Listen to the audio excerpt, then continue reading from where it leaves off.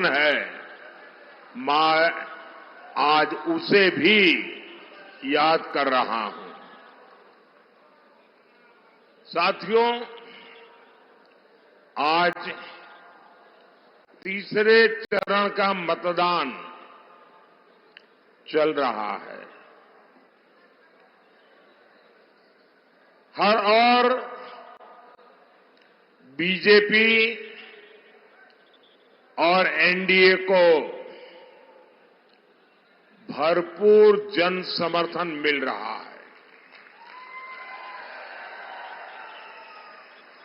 तीसरे चरण के मतदान ने ये साफ कर दिया है कि 4 जून को इंडी अगाड़ी की एक्सपायरी डेट तय हो गई है।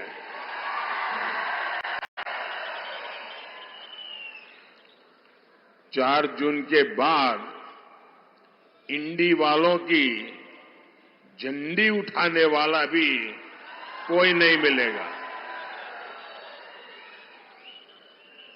चुनाव के पहले ये जो भानुमति का कुनबा जुड़ा था, ये 4 जून को रेत के टीले की तरह बिखरने वाला है। साथियों, इस बार का चुनाव संतुष्टिकरण और तुष्टीकरण के बीच हो रहा है। बीजेपी एनडीए का पूरा प्रयास अपनी मेहनत से देशवासियों को संतुष्ट करने का है। वहीं इंडी अगाड़ी वाले अपनी साजिशों से अपने वोट बैंक के तुष्टीकरण में लगे हैं। कांग्रेस ने तो अपना पूरा मैनिफेस्टो ही मुस्लिम लीगी बना दिया है।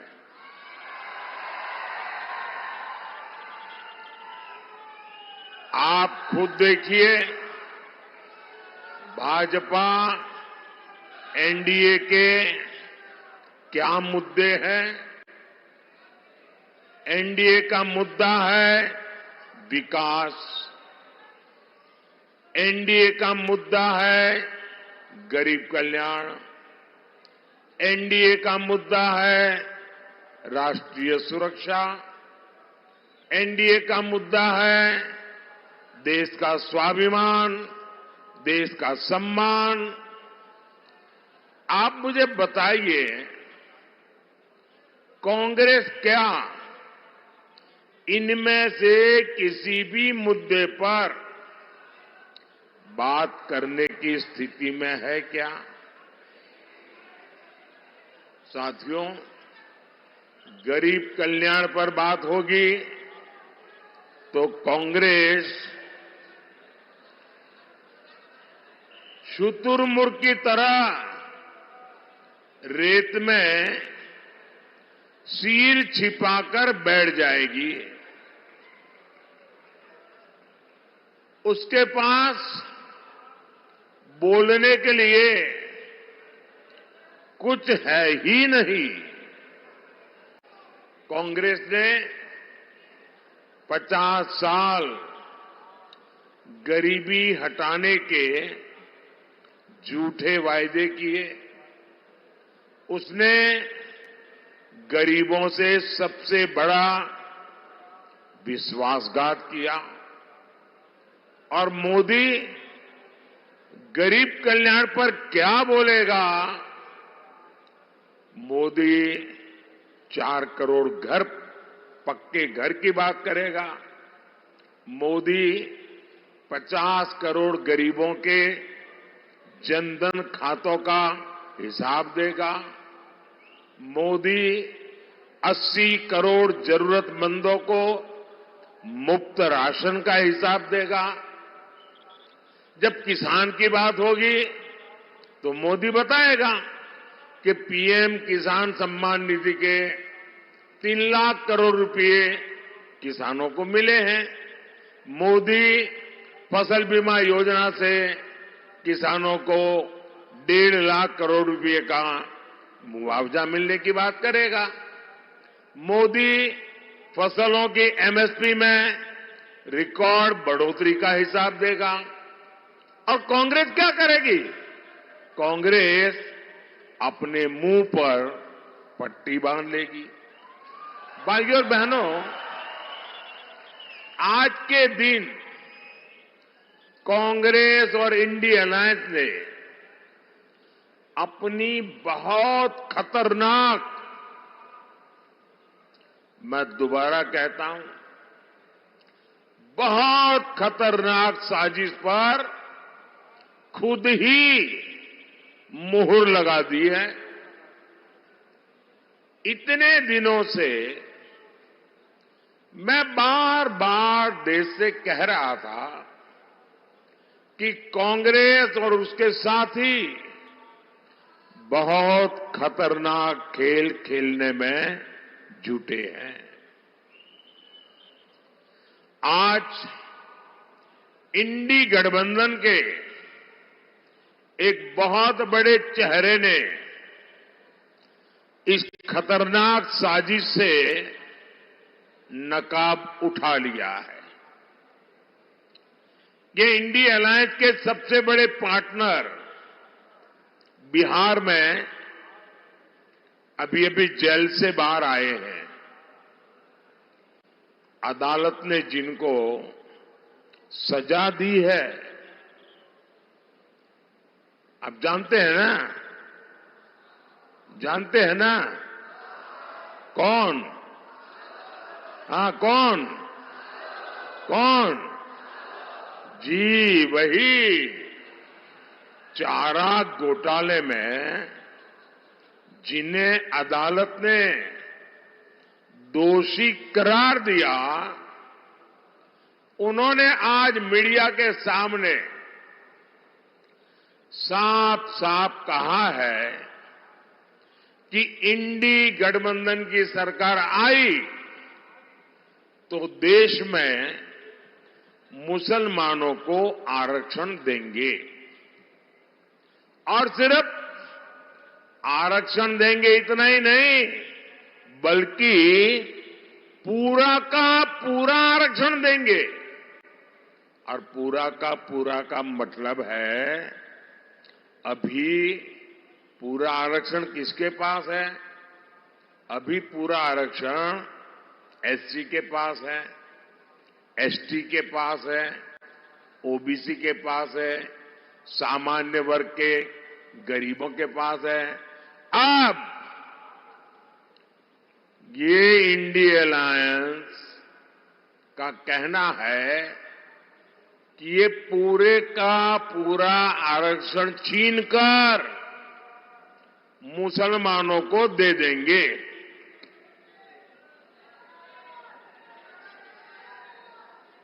यानी एससी, एसटी, ओबीसी और गरीबों से छीनकर ये अपने वोट बैंक को पक्का करना चाहते हैं। जिस काम को करने से बाबा साहब आंबेडकर ने रोका था, पूरी संविधान सभा ने रोका था, वो पाप ये कांग्रेस और अगाड़ी वाले करना चाहते हैं। संविधान धर्म के आधार पर आरक्षण की मनाही करता है। अब ये इंडिया अलायंस वाले संविधान बदलना चाहते हैं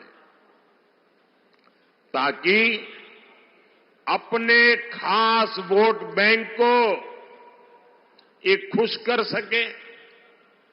गरीब, एससी, एसटी, ओबीसी, माताएं, बहनें, युवा, इनको पूरी तरह से नकार चुका है। इसलिए अब किसी भी हद तक जाने में जुटे हैं। मैं जरा आपसे पूछना चाहता हूं, आप लोग हिंदी में पूछूंगा तो समझ लेंगे ना। मैं आपसे पूछना चाहता हूं, क्या आप ऐसा होने देंगे? क्या आप ऐसा होने देंगे? पूरी ताकत से दूर से भी आवाज आनी चाहिए। क्या आप ऐसा होने देंगे? साथियों, इंडी अगाड़ी का कोई हथकंडा जनता के सामने नहीं चल रहा है। ये हताशा सीमा पार भी दिखाई दे रही है। यहां वाली ए टीम हार रही है, इसलिए कांग्रेस की सीमा पार वाली बी टीम एक्टिव हो गई है। सीमा पार से कांग्रेस का हौसला बढ़ाने के लिए ट्वीट किए जा रहे हैं। बदले में कांग्रेस पाकिस्तान को आतंकी हमलों में क्लीन चिट दे रही है। भाइयों और बहनों, मैं आज आपसे पूछता हूं, पूरे देश से पूछता हूं, महाराष्ट्र की धरती पर मुंबई में 26/11 का जो आतंकी हमला वो पाकिस्तान ने करवाया था या नहीं करवाया था?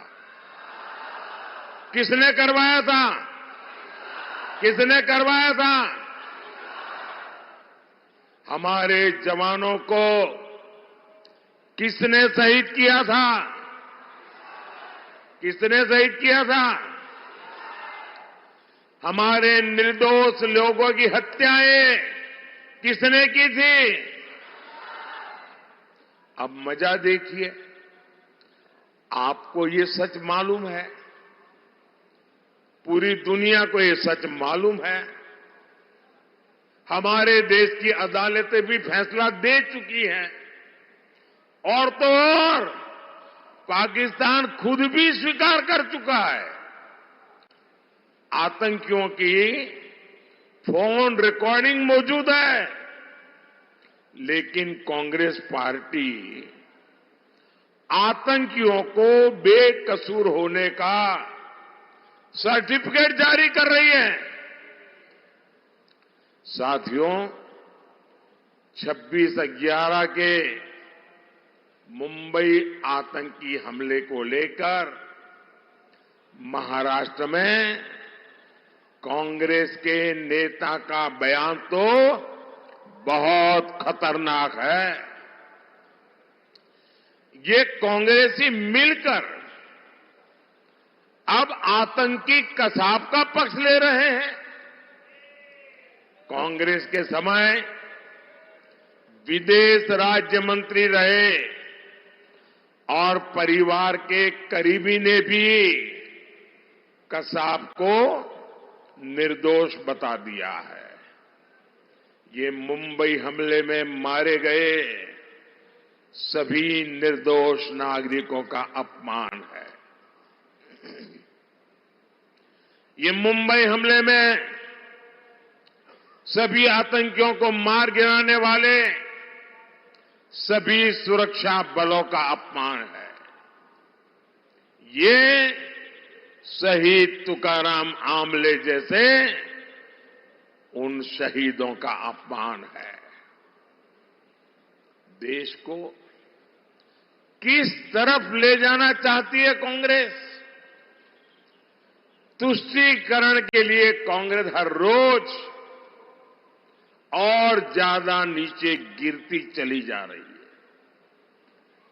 क्या ऐसी कांग्रेस, ऐसे इंडिया गाड़ी को महाराष्ट्र में एक भी सीट मिलनी चाहिए क्या? जरा पूरी ताकत से बताएंगे। एक भी सीट मिलनी चाहिए क्या? साथियों, मोदी ने पिछले 10 वर्षों में सुरक्षा और विकास दोनों की गारंटी दी है। जो समस्याएं कांग्रेस विरासत में छोड़कर गई थी, हमने उनके समाधान दिए हैं। महाराष्ट्र में कांग्रेस ने किसानों को संकट में धकेला, सूखे का संकट गहराता गया। कांग्रेस अपनी लूट में व्यस्त रही। हमने वर्षों से लटके प्रोजेक्ट्स को पूरा करके किसानों की चिंता की।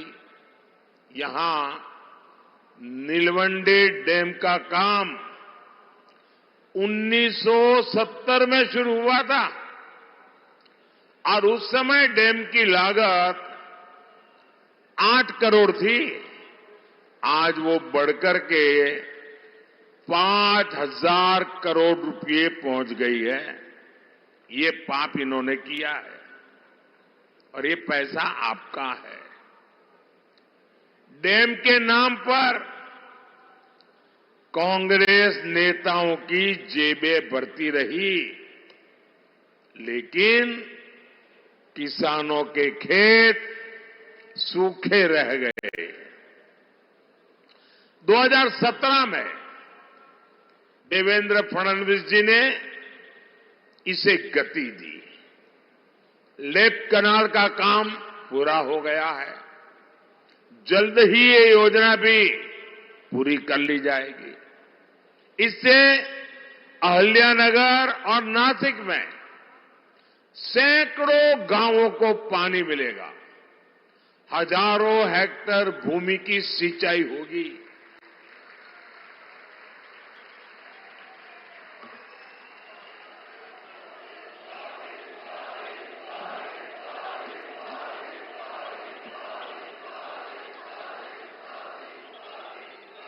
साथियों, बीजेपी एनडीए के लिए किसान कल्याण सर्वोपरि है।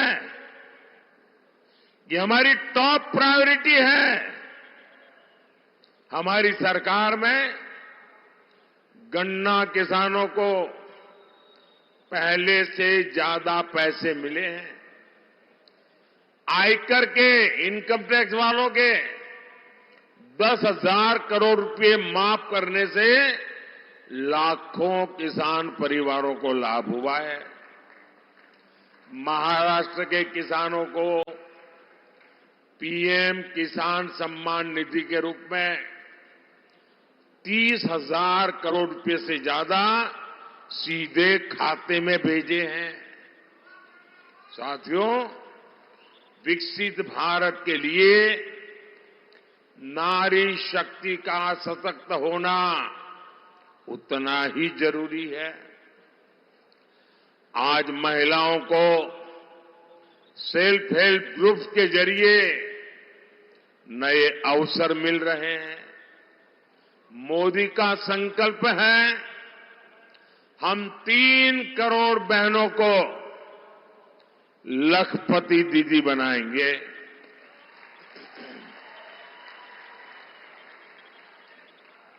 हमारी बहनें अब ड्रोन पायलट बनेगी। खेती किसानी में सबसे आगे रहकर काम करेगी। साथियों, आज तेज गति से हो रहे विकास से महाराष्ट्र की तस्वीर बदल रही है। इस क्षेत्र में अहिल्यानगर सोलापुर हाईवे का निर्माण हो रहा है। आउटर रिंग रोड का काम हो नए नए एक्सप्रेस वे हो, इकोनॉमिक कॉरिडोर हो, रेलवे और एयरपोर्ट का विकास हो, सभी पर हमारा फोकस है। मुंबई शिरडी वंदे भारत ट्रेन के द्वारा साईं भक्तों को सुविधा मिली है। इससे इस क्षेत्र में पर्यटन और रोजगार के अवसर तेजी से बढ़ेंगे। साथियों, 13 मई को आपका वोट देश और महाराष्ट्र का भविष्य तय करेगा। मेरा अनुरोध है, अहमदनगर से भाजपा प्रत्याशी डॉक्टर सुजय राधाकृष्ण विखे पाटिल जी और शिरडी से एनडीए प्रत्याशी शिवसेना के सदाशिव लोखंडे जी को भारी मतों से विजयी बनाएं। इनको मिलने वाला वोट केंद्र में मोदी को मजबूत करेगा। और जब आप इनको वोट डालेंगे ना, तो वोट सीधा सीधा मोदी के खाते में जाएगा। और इसलिए आप